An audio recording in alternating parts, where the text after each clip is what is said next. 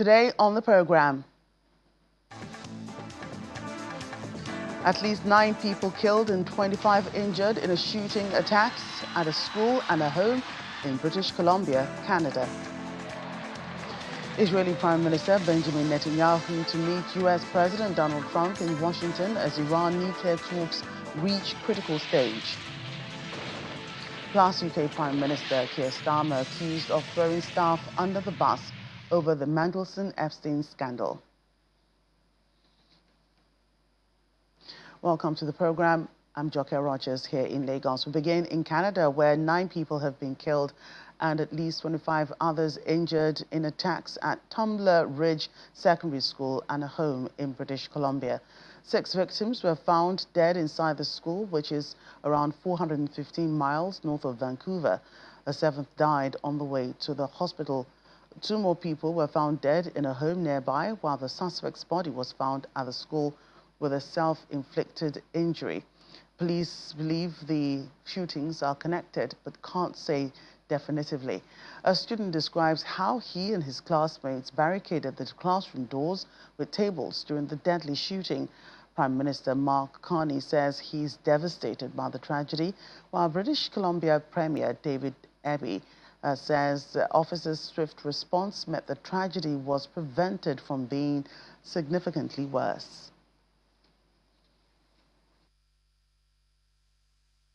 I understand that there are 10 people in total who are dead, 2 different sites. 8 of the people who died as a result of the shootings were at the school, including an individual we understand is the suspected shooter, who is believed to have died of a self-inflicted gunshot wound. There are about 25 people who have been triaged by health authorities with various physical injuries, some profoundly serious, and some more minor injuries. Right now, information is very limited as police do their work, and the RCMP has asked for patience as they work through methodically to ensure that they are supporting families and getting to the bottom of what happened today. As a mother, I'm holding the families who lost loved ones close in my heart, as well as the many of those injured. For their families, the nightmare has not yet ended. We will stand with the community in the days and weeks and months ahead with compassion, with action, and with a commitment to supporting healing for as long as it takes. We will ensure that every possible support is available for the community in the coming days. Israeli Prime Minister Benjamin Netanyahu has arrived in Washington, D.C., where President Donald Trump will host him at the White House today. This comes as tensions continue to rise across the Middle East and negotiations intensify over curbing Iran's nuclear weapons program. Before leaving for the U.S., Mr. Netanyahu said that he will present Israel's outlook regarding the principles of these negotiations. He is expected to press President Trump to pursue a deal that would not only halt Iran's uranium enrichment, but also cut its ballistic missile program and support for proxy groups like Hamas and Hezbollah. In the meantime, the United Nations says there's renewed hope that the United States and Iran could resume talks on Tehran's nuclear program, dismissing suggestions that the upcoming Trump-Netanyahu meeting might disrupt the process. During a press briefing in New York, Secretary General's spokesperson Stefan Dujarric said the focus is on seeing the tensions in the region lower, and UN hopes that the discussions between the United States and the Islamic Republic of Iran will lead to exactly that. We're in a period of heightened diplomatic activity. There are a lot of meetings going on in different places. Our focus is on seeing the tensions in the region lower, and we hope that the discussions between the United States and the Islamic Republic of Iran will lead to exactly that. As in any country, if there is lack of fuel, it'll impact our ability, our mobility, right, and our ability to deliver. But our main focus, not so much on us, but is on working with the government, the plan of action they've put forward, to try to support their efforts. Not aware of the Prime Minister coming up to New York. I think, as I said earlier, our focus is on the direct discussions between the United States and the Islamic Republic of Iran, which we hope will lead to a visible decrease of the tensions that we've seen in the region. A document prepared for Prince Andrew during his tenure as a UK trade envoy has emerged, showing he shared confidential information on investment opportunities in Afghanistan with Jeffrey Epstein. The briefing outlines potential business in Helmand province, including gold, uranium, marble, and oil and gas deposits. It was marked confidential and compiled by UK officials ahead of the former prince's visit in December 2010. A former UK Business Secretary, Sir Vince Cable, called the disclosure appalling, while Thames Valley Police are reviewing whether to launch a formal investigation. Emails also suggest Andrews sent Epstein reports from official trade visits to Singapore, Hong Kong and Vietnam, raising questions about the handling of sensitive government information. The former prince has denied any wrongdoing and rejected claims that he sought personal gain from his official role. In the meantime, there's more pressure piling on UK Prime Minister Keir Starmer, even as he defended himself in the House of Commons after facing criticism over the Epstein scandal and the resignation of senior staff. Opposition leader Kemi Badenoch accused Mr. Starmer of throwing the staff under the bus, pointing to his past promise never to blame his team for mistakes. But Mr. Starmer said he had accepted responsibility and apologized for errors, highlighting the role of his former Chief of Staff, Morgan McSweeney, in past party successes. The controversy follows revelations about links between Mr. Starmer's former US ambassador, Lord Mandelson, and convicted financier Jeffrey Epstein. When he was leader of the opposition, the Prime Minister said, and I quote, "I never turn on my staff. When they make mistakes, I carry the can." What changed? Prime Minister. Well, Mr. Speaker, I've accepted responsibility and apologised for the mistakes that I made. But let me say this, Mr. Speaker. Morgan McSweeney helped me change our party and helped me win a landslide election victory, which delivered for them the smallest Tory party in over 100 years. And what's her great achievement? To make it even smaller.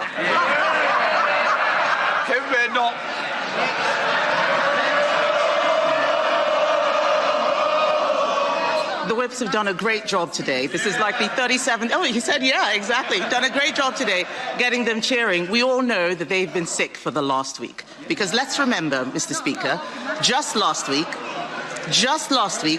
he told us that he had full confidence in his Chief of Staff, Morgan McSweeney. On Sunday, he sacked Morgan McSweeney. Last week, he resigned. Yes. Last week, Mr. Speaker, he was defending the Cabinet Secretary. Now he is sacking him. Yes. What changed? Prime Minister. Mr. Speaker, in January, she said she had full confidence, 100% confidence, she said, be no more defections from her party. 48 hours later, the Shadow Foreign Minister defected. 8 days after that, the former Home Secretary defected. The only question now is, who's next? She needs to wake up. Her party is dying. In the meantime, Reform UK leader Nigel Farage says Prime Minister Keir Starmer's political career is drawing to a close amid the ongoing controversy over Peter Mandelson's appointment as ambassador to Washington. Speaking in Birmingham, Mr. Farage called the Mandelson saga probably the biggest political scandal we've seen for 100 years, accusing Mr. Starmer of losing credibility, control and respect, and saying he must resign in national interest.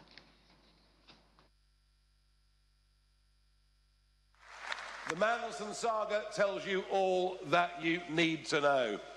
Its depth, the numbers of people it involves, the sheer level of corruption is probably the biggest political scandal we've seen for 100 years. And it's not as if the PM wasn't warned. Everyone knew that the bloke was a wrong 'un. He won't be there for long. He'll be gone and replaced by somebody undoubtedly far worse. Far worse.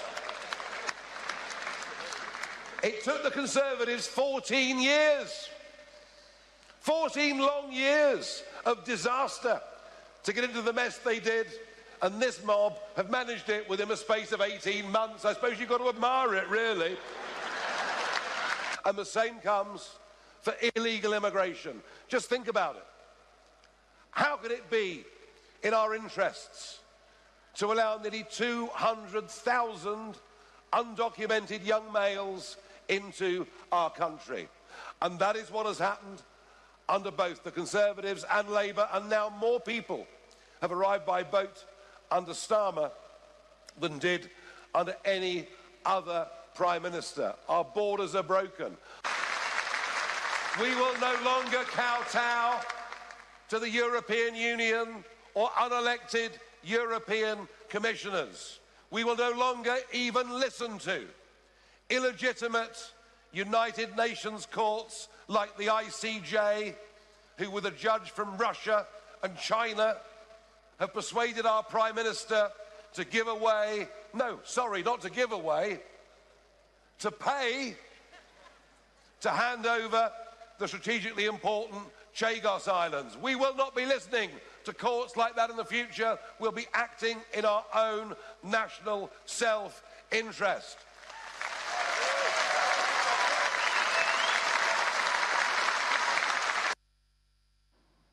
The same with the Epstein case, but elsewhere in Europe, in Germany, lawmakers are calling for a systematic investigation into the recently released files relating to the late sex offender, as the scandal reverberates across Europe and has triggered resignations and criminal investigations in several countries. For more on this, let's cross to Thomas Barrow, correspondent with our partners DW. Thomas, great to see you. What exactly are German lawmakers requesting?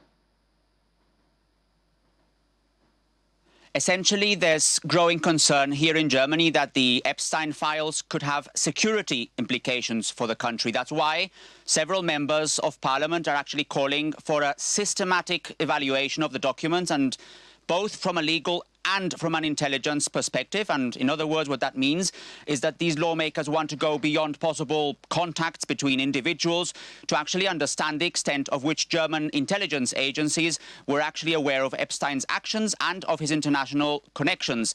Now, whether such an investigation actually happens is still unclear. The government said this week that it's closely monitoring the situation, especially the political component of the scandal, but said it's not an investigative authority. And beyond this, what seems clear is that the pressure will grow also here in Germany to actually understand which individuals might have been connected to Epstein and what impact that would have had nationally.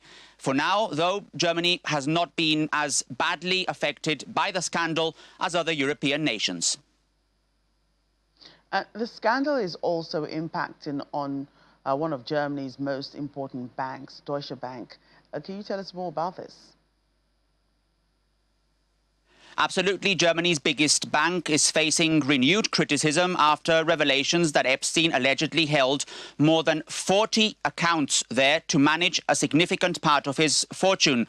Germany's main association for private investors has called on Deutsche Bank to release financial documents detailing its relationship with Epstein.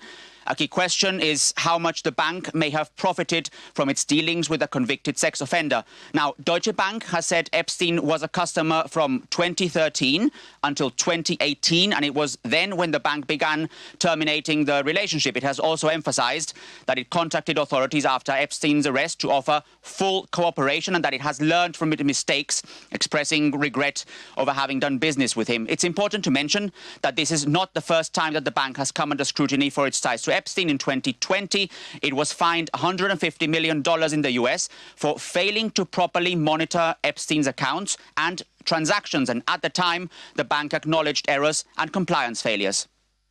Right. And beyond Germany, what impact is this scandal creating in other European countries, especially, in the UK, where the PM is under pressure to resign? A very big impact. The political shockwaves continue to spread across Europe, and they have triggered resignations, criminal probes, and leadership crises in several countries. The main international focus, which has been widely discussed and reported on internationally, has been on the UK, with both the royal family and the government of Prime Minister Keir Starmer under pressure. But beyond the UK, and with a little less international scrutiny, the scandal has also had an impact in countries like Norway, Sweden, Slovakia, France, Lithuania. In Norway, just to mention one example, police opened an investigation into a high-profile diplomat and her husband over their Epstein links, as well as a corruption probe against a former prime minister. And Crown Princess Mette-Marit offered a profound apology for her friendship with Epstein after it emerged they had exchanged messages for 3 years. This case specifically just shows how deep the scandal has become and how it is affecting the political class in many European nations. Thanks again, Thomas. And still to come.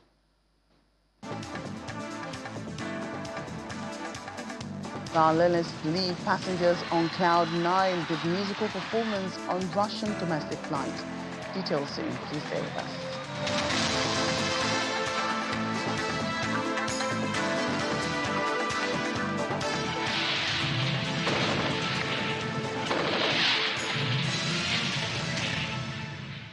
Welcome back. Iranians have commemorated the 47th anniversary of the Islamic Revolution with mass rallies nationwide. Crowds flooded Tehran and other cities today to celebrate the Islamic Republic's establishment and show solidarity with the government during one of the most tumultuous periods in Iran's recent history. Demonstrators packed the streets carrying portraits of Supreme Leader Ali Khamenei and Ayatollah Khomeini, the Islamic Republic's founder, along with Iranian and Palestinian flags. Many in attendance chanted. The commemorations prominently featured anti-American and anti-Israeli imagery, including the burning and trampling of both countries' flags. While the rallies were organized to show public support for the government, backing is hardly unanimous. Demonstrations broke out at the end of December over the plummeting value of Iran's currency, the rial, and high inflation. The protests spread across the country and evolved into anti-government demonstrations before a deadly crackdown by security forces.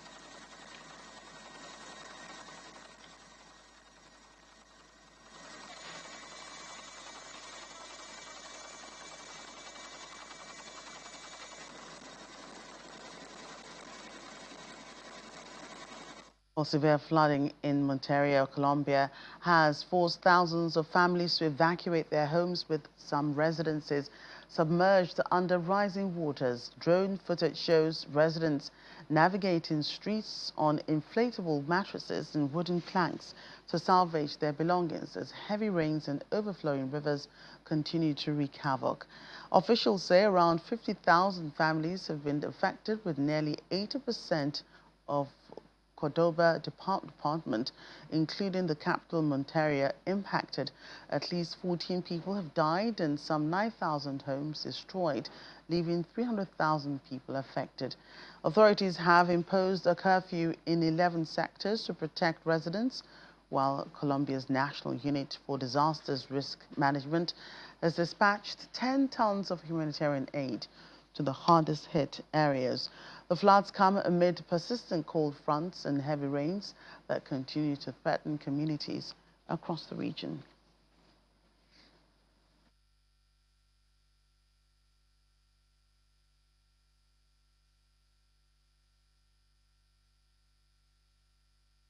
Passengers on a Moscow flight were treated to an unexpected in-flight concert on Monday as musicians from the Moscow State Academic Symphony Orchestra and violinist Stefania Popeskina performed Austrian composer Fritz Kreisler's Our Love's Joy at 36,000 feet. Footage shows travelers applauding the performance, giving the musicians a standing ovation at the end. The ensemble was en route to take part in the second annual Symphony of Yamal International Competition, running from February 10 to 15. The competition features participants from Russia, China, Italy, Colombia, Japan, and Kazakhstan, with Russian pianist Denis Matsuev serving as artistic director. Last year's Grand Prix winners included Pospekina and Chinese pianist Ming Rui. The airborne performance offered a rare and joyful start to what promises to be a celebration of classical music on the Yamal Peninsula.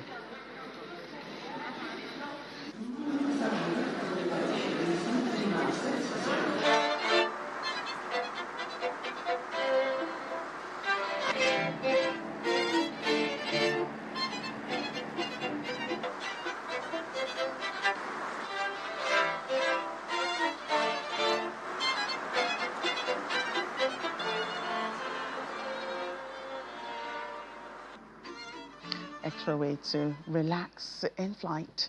Well, that's our show. Thank you so much for watching. I'm Joker Rogers.